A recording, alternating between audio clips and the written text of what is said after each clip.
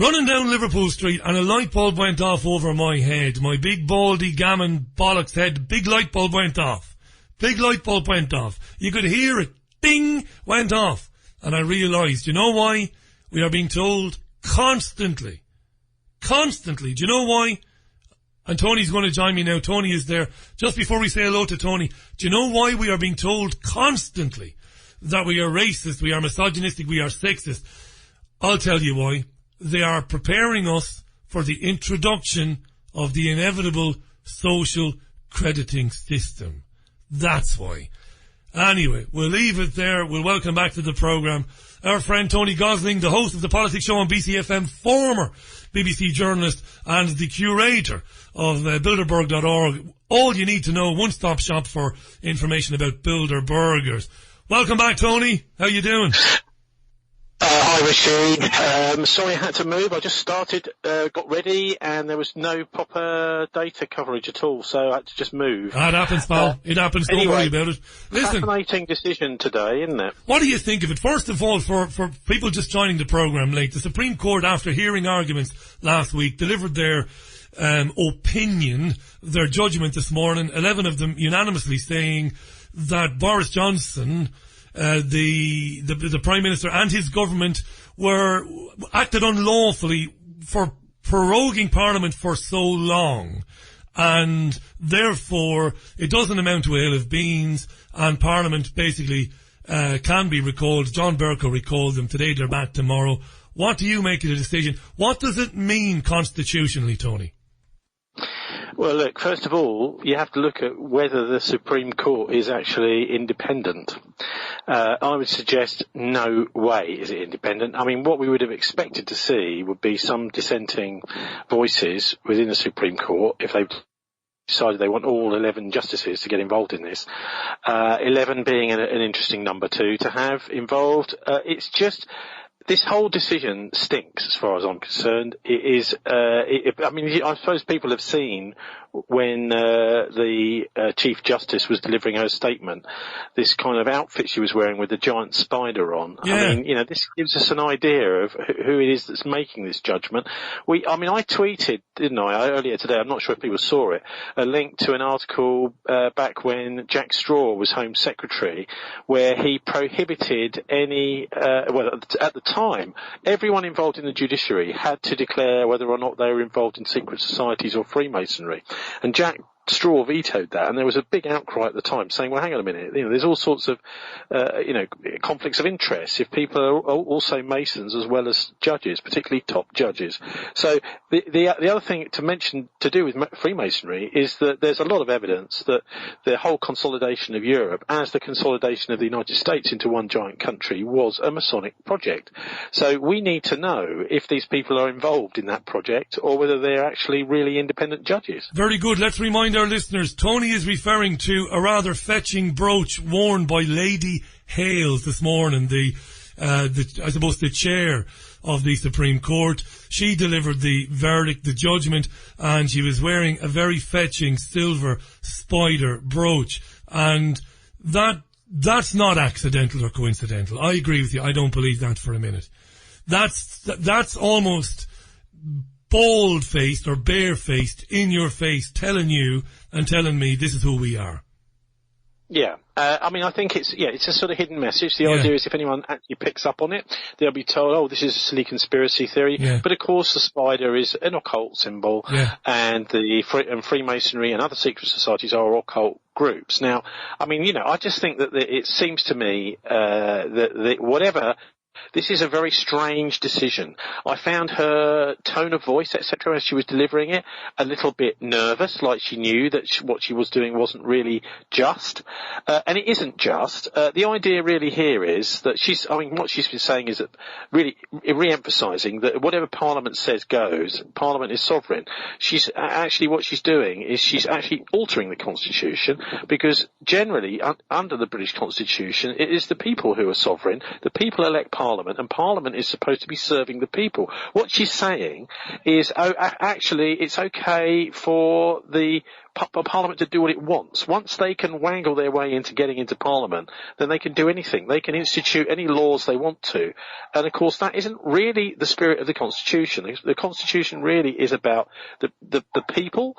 The people are a sort of backstop. The backstop is the wrong word to use. Sorry. The people are the actual sovereign, and that's what democracy means. And therefore what she's done, I think, is just completely wrong. And the other thing is that Boris is, look at the timing of this. Just before Jeremy Corbyn's main speech at the Labour conference, and they will be bringing Parliament back just before the Conservative conference starts. So it's not normal to have Parliament sitting, as I've known for many years I've been covering it, during the party conference season. But what this judgment has now said is that Parliament is coming back, even though the conference season is in full swing. We have a month of conference season, starting with the Lib Dems and ending 4 weeks later with the Scottish National Party. But now apparently just after the Lib Dems and the Labour Party conference is finishing, then Parliament is going to be recalled. And this is really going to mess up the Conservative conference, of course. So the idea is that this is a kick in the teeth for the Tories, because they're the Brexit party. So they've done everything they possibly can to wreck and ruin any opportunity to do what the people decided in 2016, which is to leave the European Union. Exactly as, for example, the Catalonians wanted to leave Spain. The Venetians of beginning to get very strong campaigning to leave Italy, for example. This is what's happening because there's concentration of power in the centre, in Brussels, as the French Gilets jaunes have been pointing out, and people have decided they've had enough of it. But of course the oligarchy isn't having any of it. They're going to fight to the last drop of blood to keep their power and to keep their oligarchy. And the biggest unions in the country have thrown their weight behind the Labour Party. Well, of course they support the Labour Party, the unions, but they've basically said they agree that the Labour Party should campaign to remain in advance of any second referendum or even ahead of a general election. Now, I'm a working class kid from a working class council estate. My family, many of them worked in factories, Tony. Not only in Ireland, but many of my family came over here and worked in factories. They're trade unionists to the bone. That's incredible and leaves me incredulous that trade unions can turn around and say, let me let's stay in. explain why that is. I think there's been a lot of lobbying, and some of it is justified in the trade union movement, saying that the EU guarantees workers' rights better than the British Conservative governments have done. And there's a lot of truth to that. I don't agree with this. This is an EU-wide law, and the fact is that, say, for example, if the Labour Party was to gain power with no Brussels laws to be able to do what they wanted, then you would see a massive increase, a much bigger increase in the rights of workers in the UK. So what they're doing is they've swapped their position. For many, many years, the EU and the left of the Labour Party were campaigning as people like Tony Benn, etc., campaigning against the EU. And Michael Foot, the Labour leader, this all changed when? It changed when the leadership of Neil Kinnock, the diluted Labour man who completely failed and destroyed the Labour Party in many ways, got rid of Clause 4, which was about nationalisation, and turned it into a neoliberal party, which was then taken over by Tony Blair. So that is the route that the Labour Party went down when they've decided slowly over the years to become pro-EU, Richie. Yeah, I agree with you. I disagree on what you said about workers' rights, Tony. It's impossible because of the makeup of the European Union for British citizens to do anything about workers' rights. At least, we know that democracy is dead. In this country it doesn't exist, but at least here you've got more of a chance of doing something about your working conditions than depending on the European Union. That's what I would argue. But look, we've had this discussion, you and I, before, and I respect your point of view. Tony Gosling is our guest, the host of the Politics Show on BCFM. Crazy day this. What about Jeremy Corbyn? Is Jeremy Corbyn going to be the Labour leader at the next election? His position must be in dire straits at the moment, is it? Yes. Well, I mean, basically, he's not really his own person anymore, is he? No. Everything he seems to say is totally... I mean, he's spent 30, 40 years in the Labour Party, many of those as an MP, campaigning against the European Union. He called it many, many times a boss's club. We're having nothing to do with it. As soon as possible, we're going to get out. And now he's in the position where he's surrounded by his Blairite MPs. He is being forced to do the opposite. What they're talking about, interesting, they're always going on about, the Boris is totally anti-democratic by proroguing Parliament. No, you are anti-democratic, Jeremy Corbyn, by going into the last election, saying you honour the result of the referendum and then doing totally the opposite, the complete and utter opposite. Now they're moving towards becoming a Remain party competing with the Europeans. They're just doing everything they possibly can to delay. This is the Martin Bormann. He was Hitler's secretary. This is his style of politics. What you do is you agree, you make a great big fuss about saying yes, that's fine, and then you slowly introduce obstacles. That was the Bormann way of doing things with Adolf Hitler. But that's what they're doing with the British people. The Labour Party have said, yes, we agree, we will honour your decision, and then slowly but surely they said, we're really, really sorry. We just can't do that, we can't do that. And now they're even fighting shall I have a general election. So it's quite obvious what's going on. This is all just delaying tactics, both from the Labour Party and, of course, from the Supreme Court today as well. And anyone that thinks that these people are independent, well, they need to pinch themselves because, of course, the top judges are not independent. None of these lawyers get out of bed for less than £1,000 an hour, and this is what drives the judiciary in Britain today. It's nothing to do with justice; it's money, and they will not even start moving. So, who's behind all this? It's Gina Miller. This amazing woman. Who is she? She's just come in and paid a whole load of solicitors to bring a court case, which most ordinary people can't do anymore, because Kenneth Clarke, the Bilderberger and pro-Remainer, cut off all forms of legal aid. So she is just with her moneybags hedge fund dosh, not even from Britain, has decided to overthrow the decision of the British people once more. So we're dealing in a running fight, Richie, really, a battle of hearts and minds, anything to delay and stop Brexit. And of course Boris is going to do whatever he can, and the people around him, to actually carry out what the people said. But whether he will be able to is anyone's guess. Right, here's my tuppence worth on the future. I want to get your thoughts on this. Tony Gosling is our guest. Thisweek.org.uk for more on Tony. Bilderberg.org. Right, this is what I think. It was never going to happen, Brexit, so forget about that. It was never going to happen anyway. It isn't going to happen. I believe... Well, exactly what Karl von Habsburg said, and I have said this before on your show, Richie, but everyone should know this. They don't, of course. The mainstream media don't report it. The guy he is the successor to the Habsburg Empire, which was gotten rid of in World War I, but he's Karl von Habsburg. These European aristocrats still own all the property and all the land and all the money that they own. They just aren't supposedly in charge anymore. And he started in Munich, Germany in the 1920s, this thing called the Pan-European Union. Or he didn't. His forefathers, his successors did. But this is the epicenter of European aristocracy, really what we would have called a couple of hundred years ago the Holy Roman Empire, the people that actually own Europe, telling the people what they're going to do, and then finding a few puppet politicians in order to do that, administer it, and to try and give some kind of semblance of democracy, perhaps. But Karl von Habsburg, this is back in, I believe it was February this year, maybe March, made a statement saying, well, Brexit is like a reality TV show.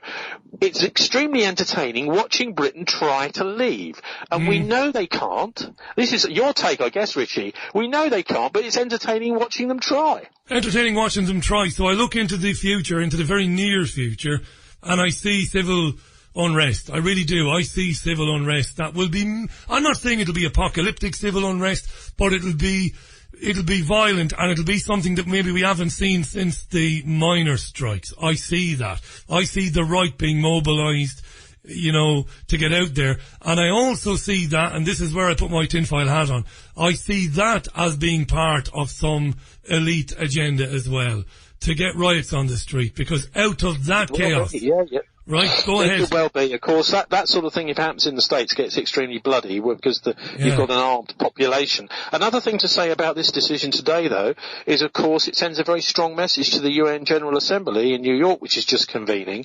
And Boris Johnson, who is over there, he's suddenly got egg on his face and red-faced at the international forum. So that's, I think, why the Supreme Court have taken all this time. I mean, for goodness sake, they started their deliberations beginning of last week, and it's taken them over a week to actually finish. Now, they could have done this in a few hours if they wanted to, but no. They've understood, well, we can get a whole week of headlines out of this, and also we can choose the timing of our final pronouncement to make it as impossible and awkward as possible for Boris and the Remainers, and so that's exactly what they've done. The Queen's speech, by the way, Richie, very few mainstream commentators have pointed this out, is usually in June, right? So we still haven't had this Queen's speech yet, and that was delayed by Theresa May deliberately to create this situation we've got now. I just think we're looking at a staged, managed problem for Boris, basically a stage-managed disaster for him, which he, to be honest, is looking like a bit of a rabbit in the headlights. Good God, man, I didn't realise being Prime Minister could be this awful. I mean, he's tried to call a general election, bless him, but, Labour and the Lib Dems have stopped him. So can I explain that, Tony? Can I explain that?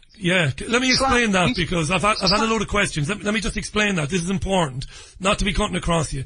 But a number of people have asked me, why are we not having a general election? The answer is quite simple. Because of the Fixed Term Parliament Act, which says that Parliament has to see out its 5-year term and can only be, early elections can only be called in the event that the government has a 2/3 majority in the House of Commons. That's the Fixed Terms Parliament Act. And he can't get the support. Well, Corbyn could do that. Yeah, but Corbyn doesn't want an election. To call one. Well, you know why Corbyn doesn't want an election? Because he will lose badly.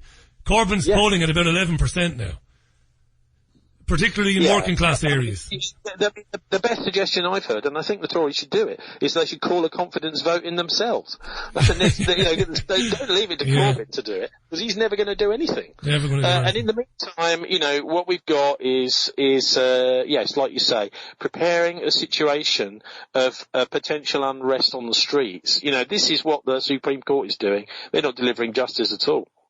Tony Gosling is our guest this week.org.uk, the politics show BCFM. You've got to listen to it if you haven't checked it out before. Good to have you on, Tony. And we've got about 10... Another angle, quickly. Go ahead. Is treason. Treason. Now, remember, this is all about British sovereignty. British sovereignty is in the process of being wrested away, as it has been ever since the Maastricht Treaty, which is what Mrs Thatcher was booted out for trying to stop. She said famously, I refuse to hand over this sovereign nation to 13 unelected bankers, and she was booted out by Heseltine and the rest for her, and then John Major came and signed the Maastricht Treaty. But the Maastricht Treaty and the Lisbon Treaty are really about assigning sovereignty.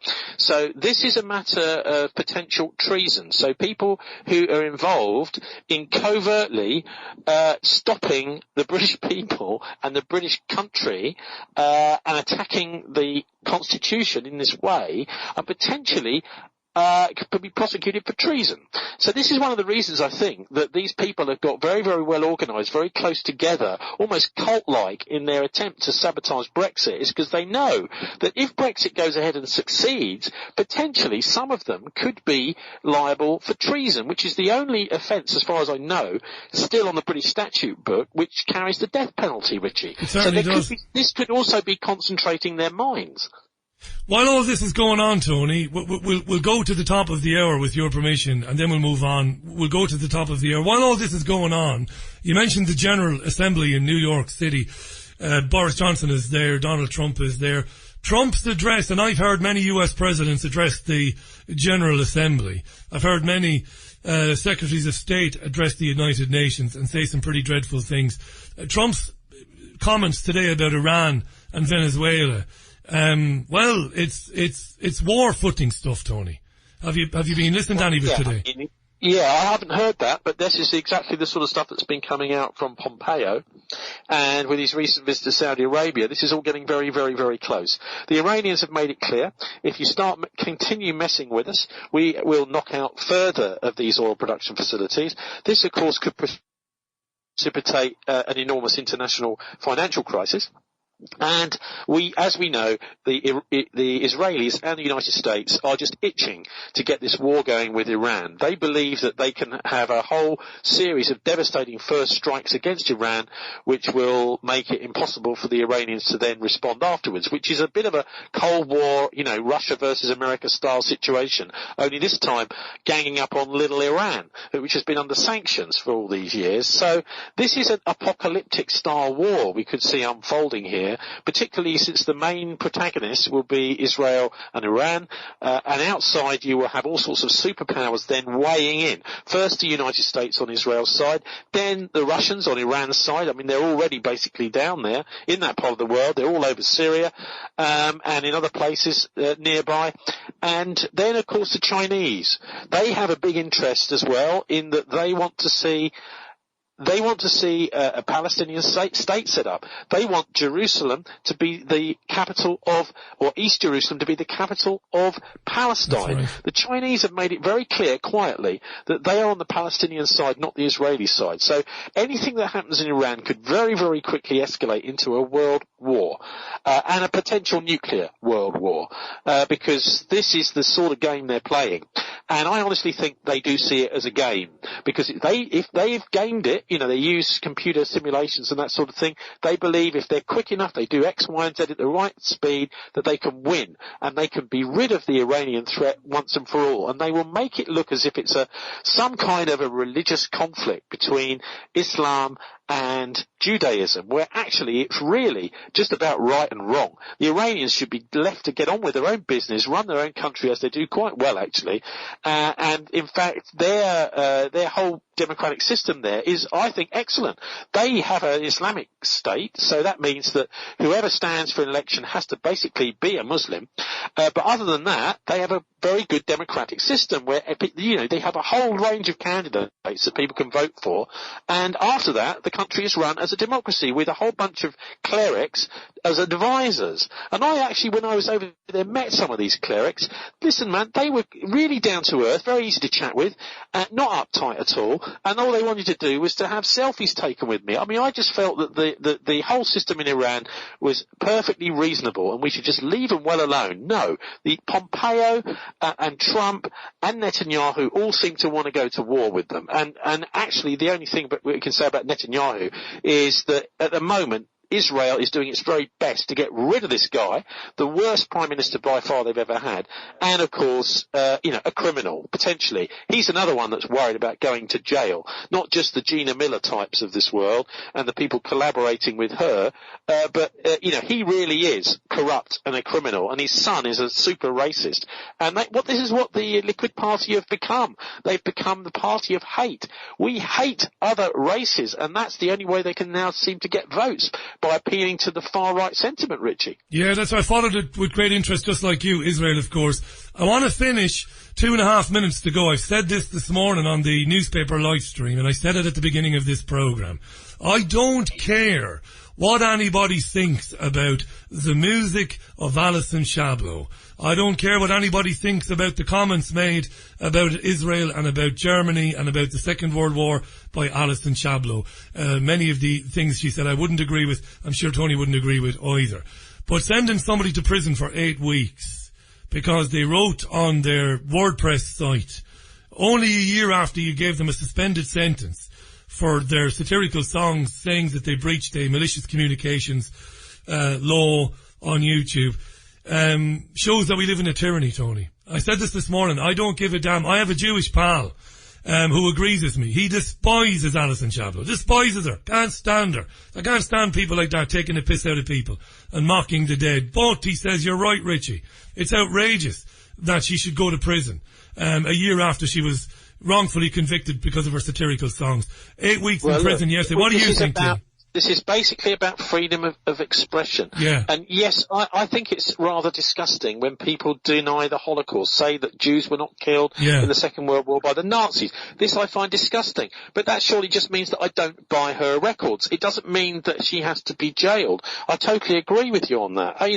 And what we're seeing is an enormous amount of this now, that certain people are either stopped from standing as political candidates, thrown out of political parties, kicked out of organisations, sacked from their jobs simply from what they say. Now, that is not the way to do things, I don't think. If there's a criminal offence that they've committed, great. But what they're doing is they're creating all these new, basically thought crime style political offences. And what I'm seeing is a society that's going very much downhill.